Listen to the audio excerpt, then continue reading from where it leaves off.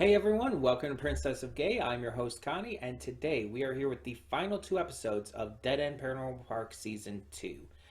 Yeah, we're doing two episodes in one here because very clearly this is going to be a two-parter, and I want to do this. I think this is how I want to finish off this series for now.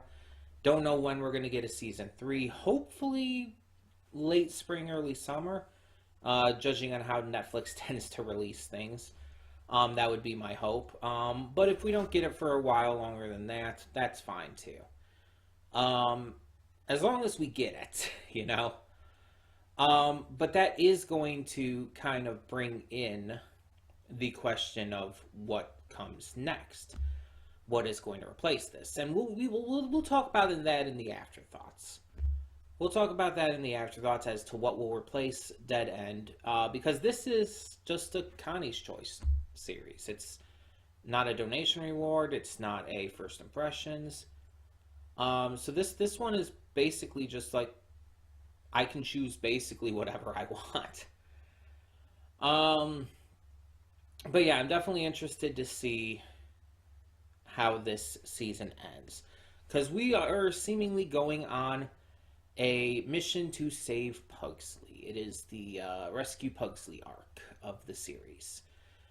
And we don't know how that's going to work out. We don't know how this final battle against Fingers is going to go. But this is going to probably get intense. It's probably going to be a very intense, very emotional, very heavy climax to this season. Because Season 1 did this as well, where it like got really serious and everything. And at the beginning of the series and everything, there was still a lot of seriousness, obviously, with introducing pretty much right away that Barney is trans and everything. But like the ending of Season 1 was definitely a lot more intense than the beginning. It kind of needed to be. That's how you end a season, by making it more exciting than it began. So this season's most likely going to do the same. And this entire season has been a lot more intense than Season 1 was. There's been a lot more heavy emotions, a lot more reveals and big moments. So I feel this is going to be an even bigger finale. And that just feels right to me. That just feels like the right way to handle this.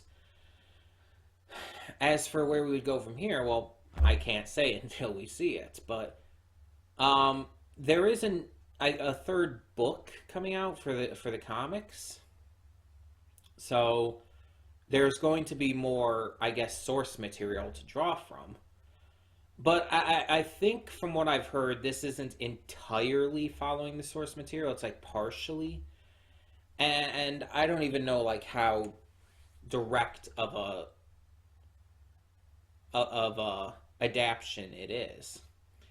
It might just be like kind of taking from it and kind of doing its own thing. So there might still be plenty of room for more seasons based on even what there is so far. But yeah, so I'm very interested to see what happens next. Like I said, the final battle against Finger is going to be intense. I don't know how the Watcher plays into things still. There was also another Angel in episode 1, I believe, as well. Who I believe Fingers talks to at the very end. That wasn't the Watcher, but just another Angel, and we don't know anything about them. Like, nothing's been talked about. I don't know if we're going to get any resolution with Courtney's stuff this season. Any resolution with Norma and Badia.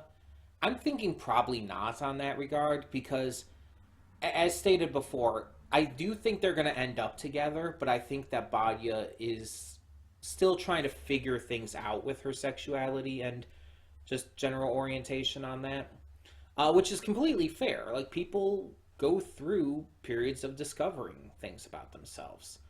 It's not going to be just a instant thing. Like, remember, the way she said it is that she believes she's straight.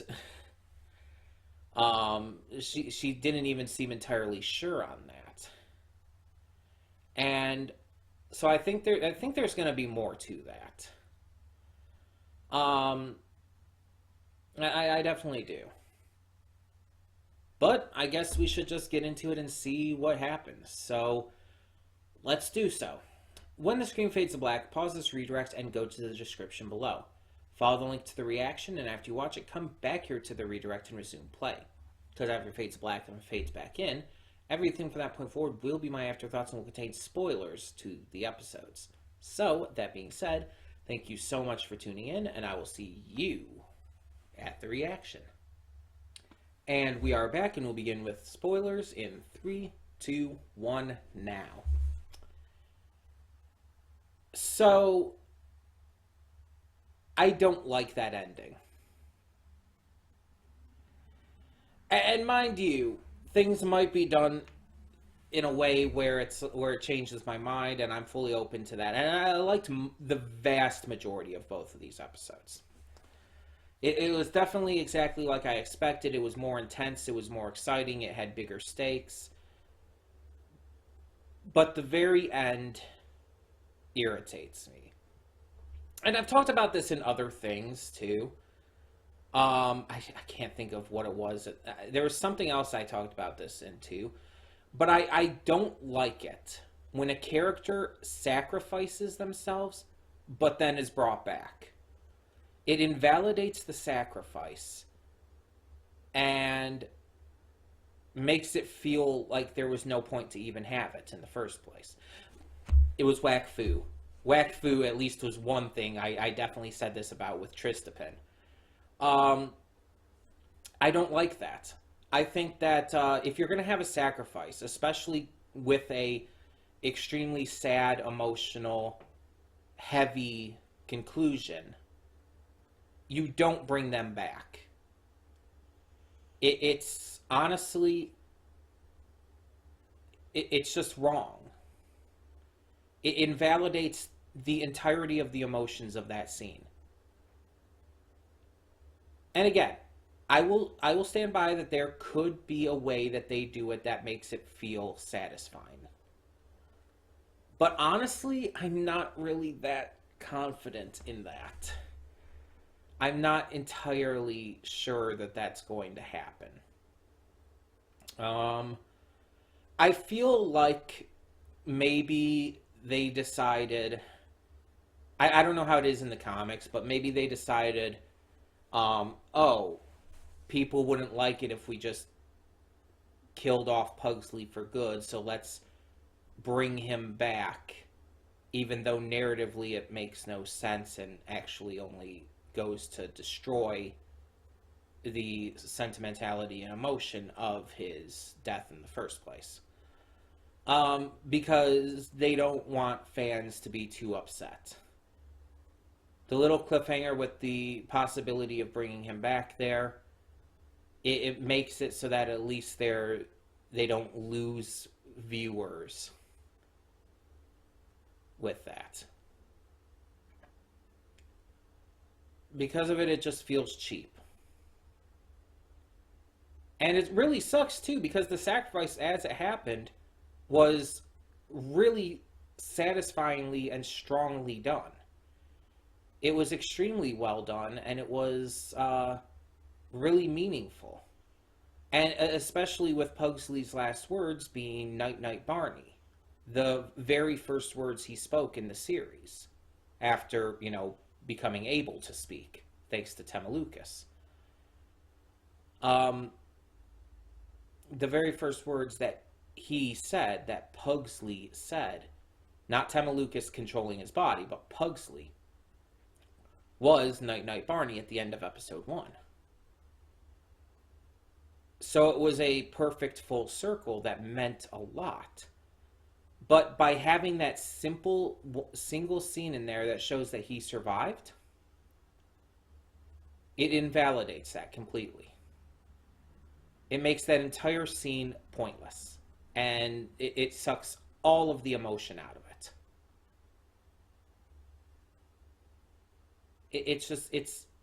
It's disappointing. It really is. And the rest of this was really great. It's like theories I had were confirmed, with Courtney being a fallen angel. and with the Watcher being Pugsley in the first place and all. The Again, the stakes were great. The way things were handled, the revolution for the sandwiches was hilarious. As being back, there was so much good to this. There's like even that little hint with Badia, like using her breath to put Norma's face on the window of the bus and everything. It's like that's cute, and it's like okay, you clearly have feelings for her, even if you don't realize it. Like that, there is no straight explanation for that. um, but like Norma and Pauline and Logs coming in to help save the day, thanks to Gord. It's like everything was just really good here. And even like the entire travel through past episodes, events and stuff, the time travel stuff with the Watcher and Barney, and especially how that ended with the Watcher being shown to baby Pugsley and everything, and how that was his nightmares the entire time. Again, it just felt like everything wrapped up so perfectly. It was a fantastic ending to this season. We had Fingers defeated and killed.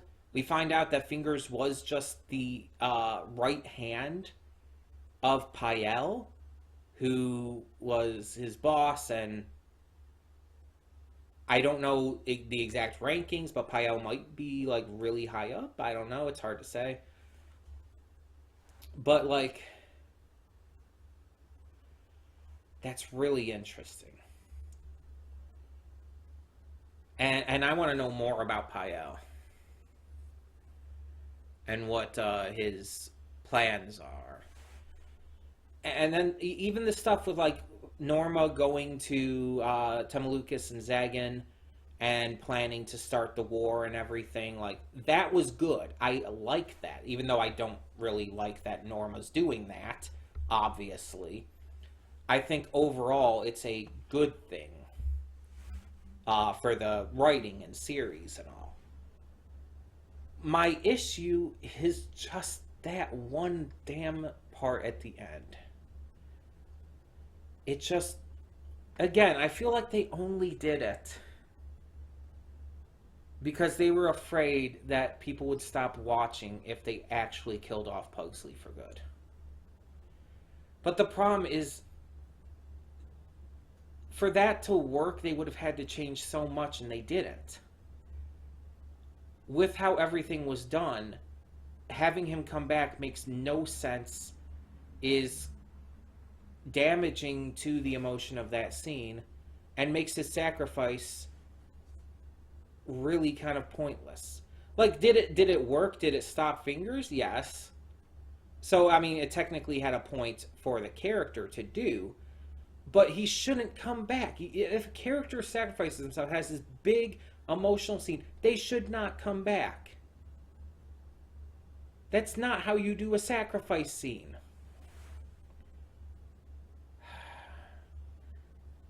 If they're going to sacrifice their life, it has to stick. It has to mean something. Like, think about Lee from Telltale's The Walking Dead. His sacrifice stuck. He didn't come back. That was the point. I mean, obviously, depending on your choices, but most people, I feel, have chosen to, stop him from turning. And it's like, that was his decision. He wanted that.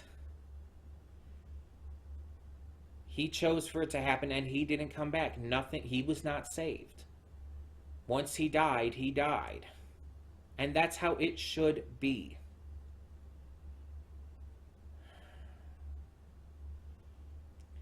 If a character sacrifices themselves, that should be the end. It should be given the proper attention, the proper emotion it deserves, but they shouldn't come back. It negates the sacrifice and the emotions of it.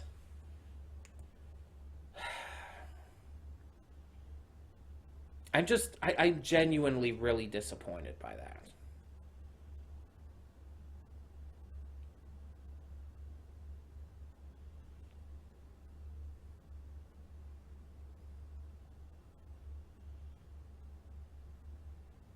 I really don't like that.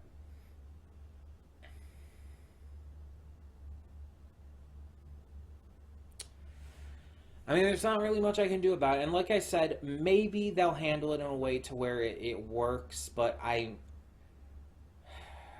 probably thinking not. Like, they could come up with any excuse, like, oh, Pael saved Pugsley at the last second, or something like that. They could come up with any explanation, and I just don't feel it would work.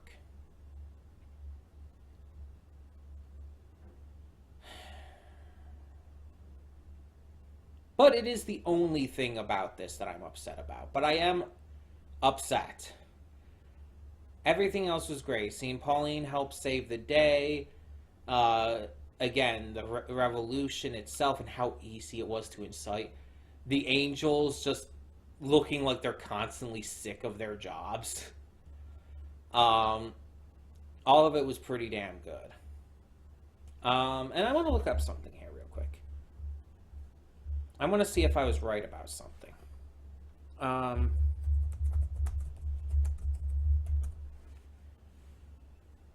Because like it would make perfect sense, but I don't actually know because it's the credits don't tell ya who voices who, and that still irritates me. I hate it when credits do that. Oh, what?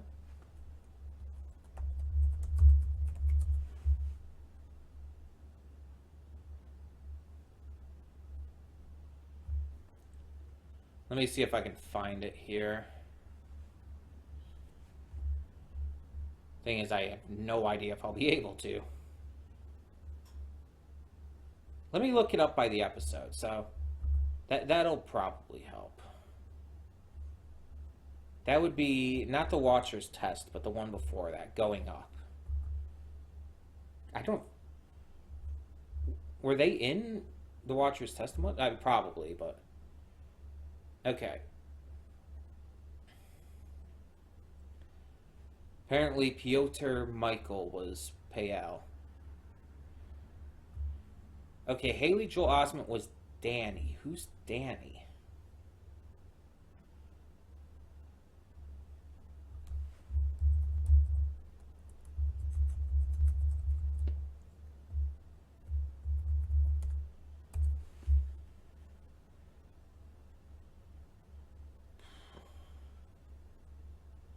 Oh, Danny is blue. Okay.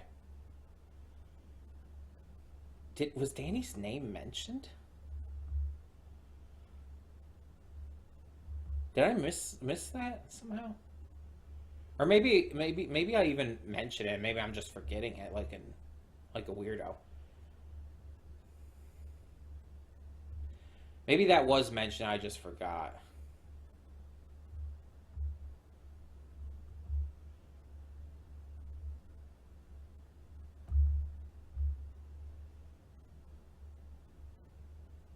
Hmm.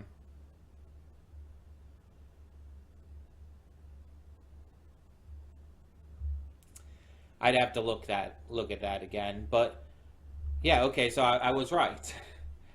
Um, Haley Joel Osment was blue. Um, but yeah, it again. Otherwise, it was a great finale. Um, I love how I just love how everything wrapped up and how well put together it all felt. Again, it just felt like everything was connecting. Like even that scene where like Barney goes where he's time traveling, he has the hats and he talks to Pugsley after Pugsley was training with fingers. It's like we saw that scene before, but we have new context for it now that is like that completely changes how you see the entire scene. And it's like, oh, and in season one, the mascot costume was mumbling something at Barney. And once again, it's like we finally find out what that means. That was actually something that was actually there. I remember that. Like at the time, we just thought it was like, oh, the mascot costume is just mumbling incoherently, and it's like Barney's just like, yeah, yeah, okay, okay. But no, there was actually something said there. It's like, wow, that is just wild. Courtney was great in this as well. Like she's like saying while in the sphere, it's like I don't care if I'm a devil or an angel. It's like all I know is my friends are out there and they need my help. It's like fuck yes, Courtney, fuck yes. Character development. It's like so good. Ah, I love them so much. It's like they had such great character development to where this feels natural. And yeah, it's like they still show signs of being selfish and ridiculous and uh Courtney at times, but to see them actually like say that, despite the fact that finding out who they are has been such a big deal to them, it shows what really matters to her. Courtney's entire arc this season was about finding out who she is, and yet they chose instead to put their friends first. And that's fantastic. Uh, and just how Pugsley was transformed into the Watcher in the first place, the control and everything, and basically finding out that, of course, the angels are the bad guys. It's a common trope to make it to where it's like, oh, the angels are the bad guys, the demons not so much. It's like that's a very common trope that a lot of media has gone into more recently. Supernatural did it as well. That one also had God himself be a bad guy too. But like Supernatural as well, though, it's kind of showing like, oh yeah, there are still bad demons without question. They're not all just like good, but the angels aren't the good guys. The angels, the heavenly beings, aren't as noble as they would have you believe, and as typical standards of thought would have you believe. And we hear about this war and everything. The demons rise up against the angels, which honestly fair. But apparently it causes this massive destruction to the human plane. And the Watcher is created as a fixture for that, to put a stop to the war, because most powerful sorcerer and can use the angel spell that can actually stop it. Unfortunately, it basically turns Earth into a barren wasteland. So does it really actually help with anything? The only thing they're actually resolving with that is stopping the war. They're not saving anyone. They're just stopping the demons from rebelling, which shows to go what their priorities are. They don't care about protecting. They only care about the demons rebelling against them. They can't have that. So it kind of makes me think that this rebellion needs to happen, and we should probably be siding with the demons, to be completely fair. But if the rebellion can also not happen, and the war can just not happen to where it would, destroy the Earth, because the Earth was already in a pretty bad state of disarray even before the Watcher, did what he did. But still, it's like if we could just avoid that at all, that would be probably the better option. But if we need to, maybe have it in another plane of existence, or maybe have it so like the demons have a better chance and there's not so much, death and destruction caused from the war. I don't know. We'll have to see how that goes, but that's clearly being built up to now. And again, Norma's clearly, planning things with Zeg and Temalukas and their mother, who we finally get to see, who has a very Iron Maiden-like design. Like, she just looks like an Iron Maiden from what we see here.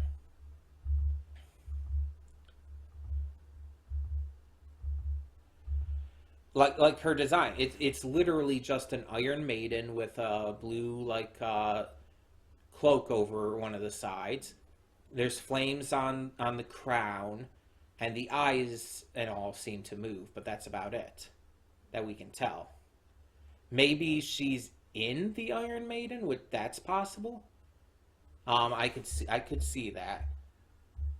Because when it zooms in on the eyes, it looks like their eyelids close on the inside of the Iron Maiden's eyes. So I'm thinking that's maybe what it's trying to imply there. That she's in the Iron Maiden. That's my guess. Also, I like how Temalukas is still in this body, by the way.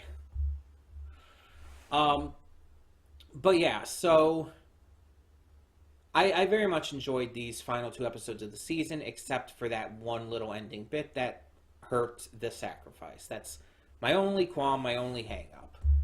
But that raises a new question. What replaces Dead End Paranormal Park going into the future? So as I said, this is a Connie's Choice show. This is just something I decided I wanted to react to. Because when I first heard about it, it's like I heard, oh yeah, trans main character. That's enough for me. Plus, honestly, the supernatural horror like elements obviously appeal to me too. So, yeah, of course I wanted to check this out.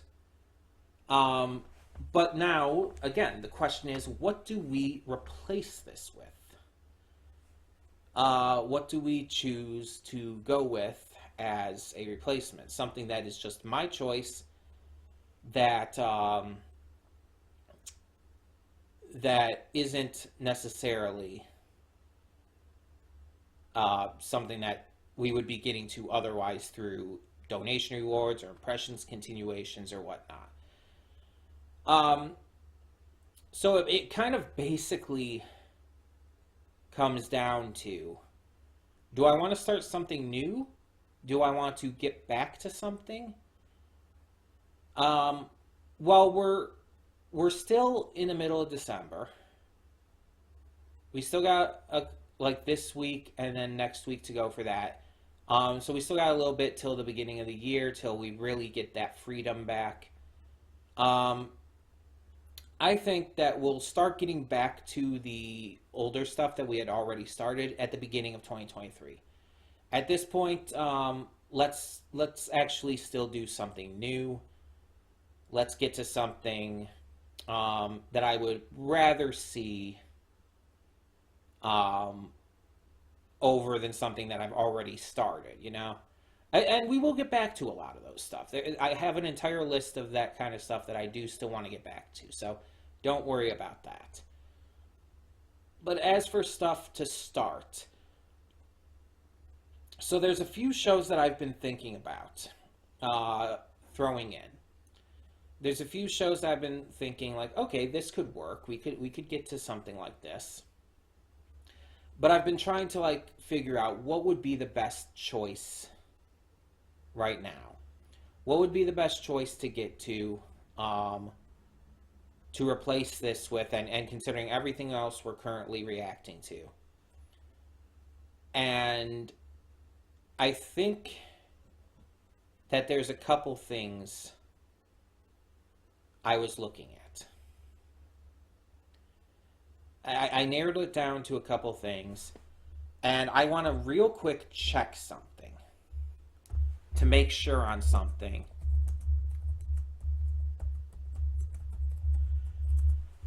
in order to be basically the final determination. Because this will basically determine like what I end up choosing to go with overall. So let me see here.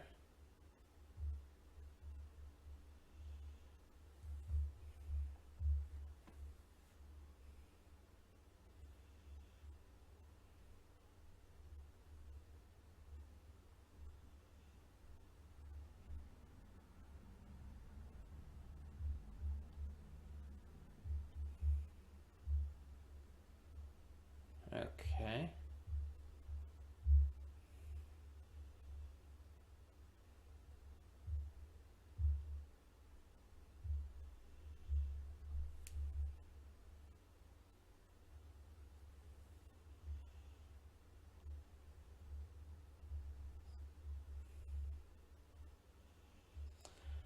Okay, I think. Let me check one more thing real quick. I'm sorry about this, but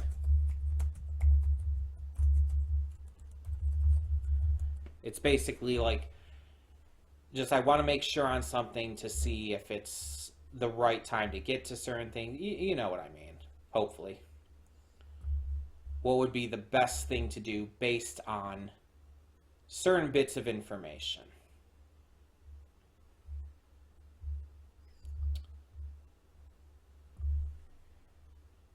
Hmm.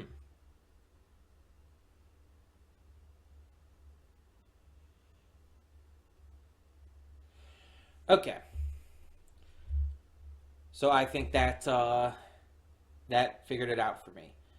So I'm not going to even say what the other one was that I chose that I'm choosing not to get to yet because we are going to get to it in the future, and I'm going to leave that a mystery for now.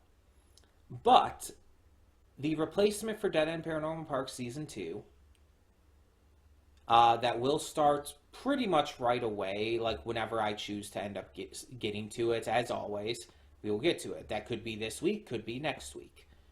We'll have to see.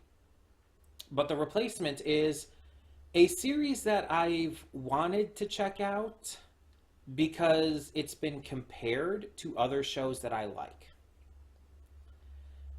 But it's also been given a little bit of attention I've seen online, but nowhere near to the level of these other shows. You have stuff like Amphibia, you have shows like Phineas and Ferb, you have The Ghost of Molly McGee. Shows that this has been, I guess, compared to and connected with. And I guess that it might be in a similar vein. And I've heard good things. I've heard people like this, but again, it's just never gotten the acclaim of shows like that. I don't know like what entirely the tone of it is. I don't know if it gets a lot more serious or if it remains more comedic and simple. I don't know. But it's something that I've wanted to check out. And so we are going to be checking out Big City Greens, a Disney show. And yes, I compared it to Amphibia, Phineas and Ferb, and The Ghost of Molly McGee because of the one video with the Right Way to Be Anxious or whatever it's called, that song. Um, so I know very little about this. I think the basic plot, I guess, is maybe similar to Beverly Hillbillies.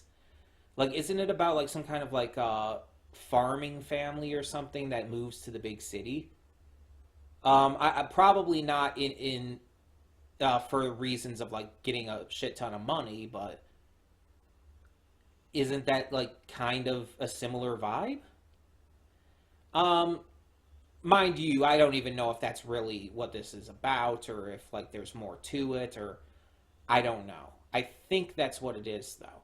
I know of the one girl who I guess works in a coffee shop but wants to be an artist, and like she's in the anxious song and everything. And I liked her in that. I thought she was really likable. So hopefully she's a notable character. Obviously, do not tell me. But otherwise, yeah, I've seen character designs for the series and everything, and I've just like been, eh. I could take it or leave it. But I'm definitely interested to see what the show's actually like. Because again, I've heard people talk very positively about it, but I haven't like actually. I haven't seen I think anything. What I was looking up though when deciding was the seasons and everything. I wanted to know how many seasons it has, how many episodes. So apparently, seasons 1 and 2 have 30 episodes, and season 3 is listed here as 20. But season 3 also seems to be currently going, so that might just be like currently 20.